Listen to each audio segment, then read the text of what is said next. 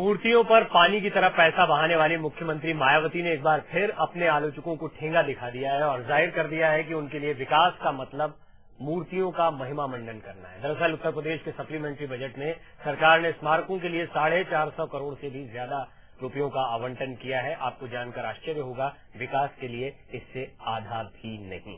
इस रिपोर्ट में आपको बताते हैं क्या आज प्रस्ताव रखे गए हैं या कितना बजट रखा गया है मूर्तियों के लिए। प्रदेश झेल रहा है सूखे की मार, लेकिन माया को है सिर्फ मूर्तियों से प्यार। उड़ाए जाएंगे 450 करोड़ रुपए, पार्कों स्मारकों में लगेंगी मूर्तियां। ऐसी है आपकी यूपी सरकार। उत्तर प्रदेश के 58 जिले भले ही सूखे की चपेट में, लेकिन कुछ इलाकों में होने वाली है जबरदस्त बारिश।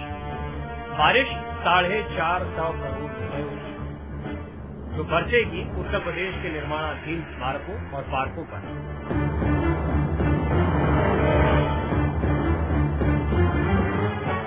उत्तर प्रदेश विधानसभा में पेश सप्लीमेंट्री बजट में मुख्यमंत्री मायावती के मूर्ति प्रेम का खास ख्याल रखा गया है। मूर्तियों और स्मारकों के लिए 450 करोड़ से भी ज्यादा की रकम का आवंटन किया गया है। काशीराम स्मारक स्थल जेल रोड लखनऊ 19 करोड़ 80 लाख 56 हजार रुपए।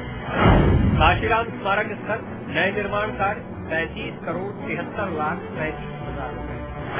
काशीराम स्मृति उपवन 57 करोड़ 80 लाख रुपए।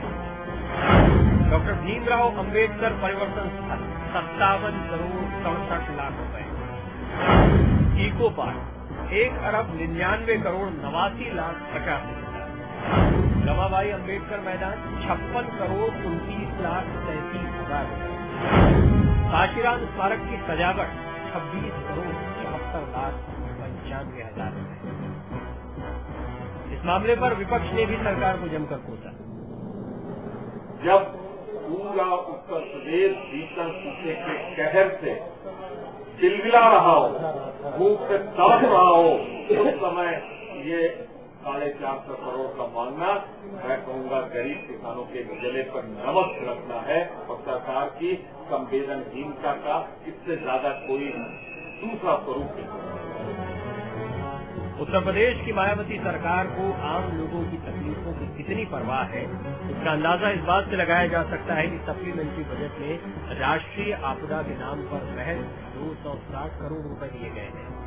बहरहाल इसका जवाब तो सरकार को ही देना होगा कि सूखे से निपटने के बजाय स्मारकों और मूर्तियों के जरिए कितने भूखों का पेट भर पाएगी ये सरकार।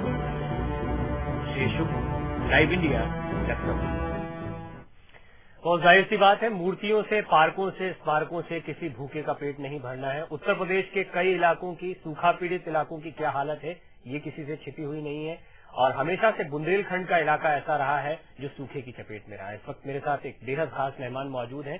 बेहद खास इसलिए क्योंकि इस मुद्दे पर उनसे बेहतर कोई बात नहीं कर सकता। इस वक्त मेरे साथ खास तौर पर जुड़ रहे हैं rural development minister MOS Pradeep Jain साहब। जैन साहब, आपका बहुत स्वागत है। और सबसे पहले, जैसे मैंने कहा कि बुंदेलखंड की हालत हमेशा खराब रही, आप बुंदेलखंड के बड़े नेता हैं, इस पर रिएक्शन आपका क्या? मायावती चाह रही हैं और आपको क्या लगता है? हम समझते हैं कि बुंदेलखंड शौर्य, पराक्रम और वैभव का प्रतीक रहा है और बीते समय से सूखा, अकाल और तबाही की दास्तान बन गया है। और ऐसे में जो बुंदेलखंड की स्थिति है, लगातार वहां से लोग पलायन कर रहे हैं और बीते सालों में वहां लोगों ने आत्महत्याएं की हैं और आज भी लगातार एक त्रासदी की स्थिति है। और ऐसी स्थिति में पूरे बुंदेलखंड वासी टकटकी लगाए प्रदेश सरकार की ओर देख रहे हैं, क्योंकि जो हमारा संघीय ढांचा है, फेडरल स्ट्रक्चर है, सारे विषय निर्धारित हैं राज्य और केंद्र के। हमारे यहाँ सूती मिल बंद पड़ी है, चाहे झांसी हो चाहे बांदा हो। हमारे यहाँ रानीपुर टेरीकोट के उद्योग बंद पड़े हैं। कालपी में हाथ से बनाए जाने वाले कागज का उद्योग बंद है। ललितपुर के अंदर जो जड़ी बूटी का उद्योग है वो अपनी दम तोड़ रहा है। पूरे जो हमारे उद्योग उत्तर प्रदेश सरकार द्वारा पुष्पित पल्लवित हो सकते थे वो पूरे अपने अंतिम दौर में है। आज जो स्थिति है, बुनकर भाग रहे हैं, उन्हें खाने के लिए नहीं है, एक एक रोटी के लिए मोहताज हैं। किसान पानी नहीं गिरा, योजना बनी बादलों पर ढाका डालने की, लेकिन पिछले वर्ष जब कृत्रिम बारिश की पूरी योजना बनी, थोड़ा सा पानी मिला। आज जो पूरा बुंदेलखंड सूखे में है, पहले तो बुंदेलखंड को सूखाग्रस्त घोषित नहीं किया गया, आज भी ललितपुर को सूखाग्रस्त घोषित नहीं किया गया था। ऐसी स्थिति के बावजूद हम समझते हैं कि प्रदेश सरकार को सर्वाधिक चिंता उन अन्नदाताओं की होना चाहिए जिन अन्नदाताओं से लोगों का पेट भरता है। अगर वो अन्नदाता परेशान है तो मूर्ति और पार्कों से किसी का कोई भला होने वाला नहीं। हालांकि इसका बेहतर जवाब तो खुद मायावती दे पाएंगे, उत्तर प्रदेश सरकार दे पाएगी, लेकिन मैं फिर भी आपसे जानना चाहता हूँ, आप पॉलिटिशियन है, कम से कम उत्तर प्रदेश की राजनीति को बहुत नजदीक से समझते हैं, क्यों कर रही है मायावती ऐसा? पार्कों के प्रति इतना प्रेम, या इससे किस तरह का डेवलपमेंट वो दिखाना चाह रही है? हम समझते हैं कि प्रत्येक व्यक्ति के अपने अधिकार होते हैं और कर्तव्य होते हैं, और ईश्वर की कृपा से जब भी कोई अवसर मिलता है, कोई जिम्मेदारी मिलती है, तो हमारी सर्वाधिक चिंता अंतिम व्यक्ति की होना चाहिए।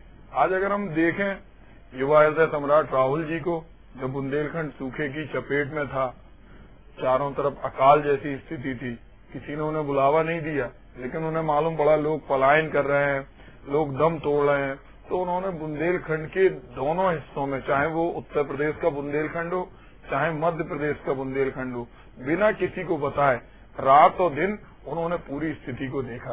वो रुके गरीब की कुटिया में, और उन्होंने कहीं भी आकर किसी कांग्रेस के व्यक्ति को बुलाया हो ऐसा भी नहीं किया। उन्होंने स्वयं जाके धरातल पे जाके देखा और उस पीड़ा को उन्होंने समझा।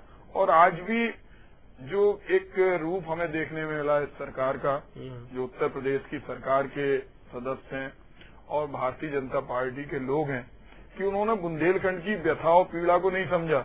उन्होंने नहीं सोचा कि आज बुंदेलखंड की स्थिति काला हांडी से ज्यादा बदतर होती जा रही है।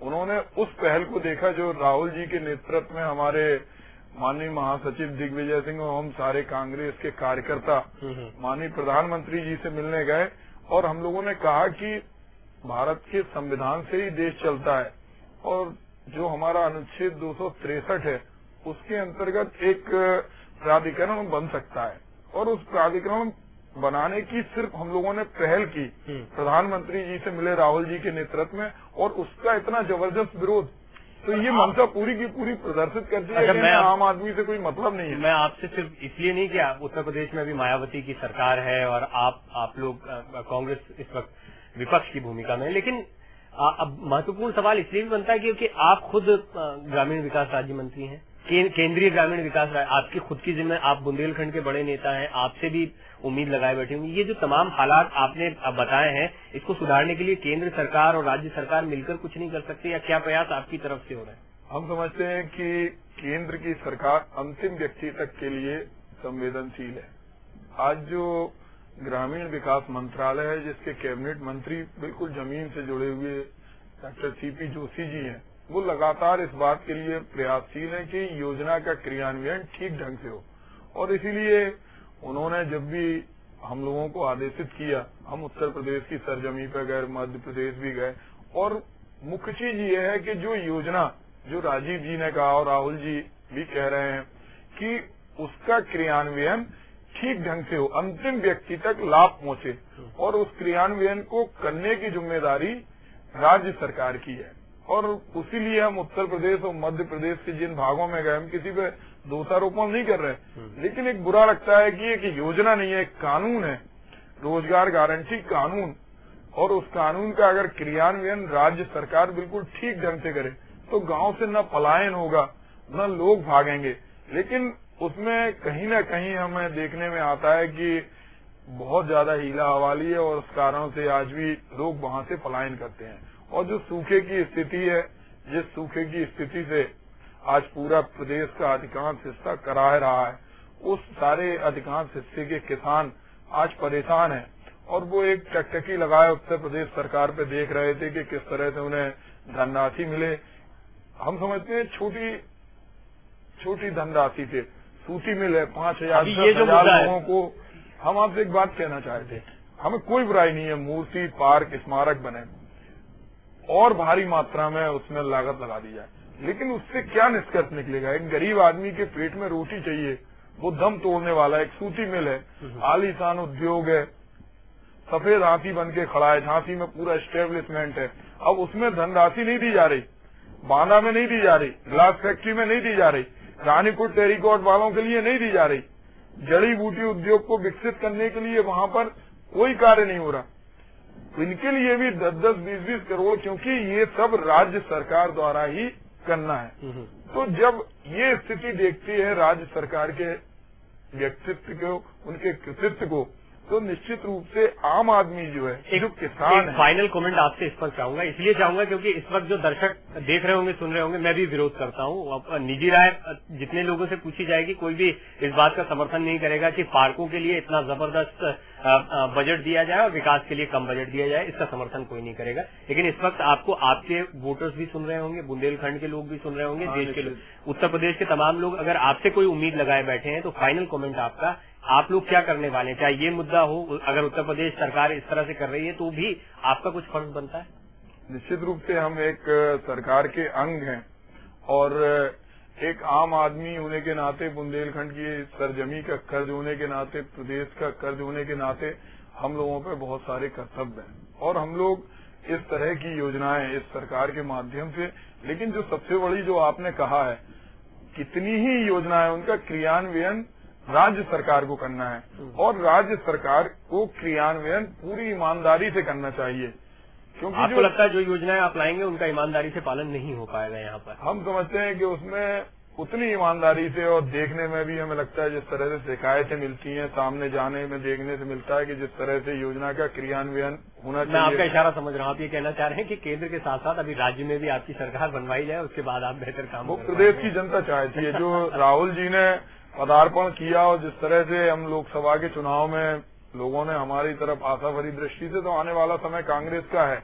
लेकिन जब तक हम एक बात अवश्य चाहते हैं, जो आपका भी कहना है कि जो एक बुंदेलखंड के विकास के लिए जो पैकेज कांग्रेस जन जो राहुल जी के नेतृत्व में गए, उसमें किसी भी विकास करने वाले दल को विरोध नहीं करना चाहिए। इससे जनता के बीच में आज करोड़ों लोग उत्तर प्रदेश और मध्य प्रदेश में, कोई कांग्रेस के लोगों का किसी राज्य के अस्तित्व को कम करना नहीं है।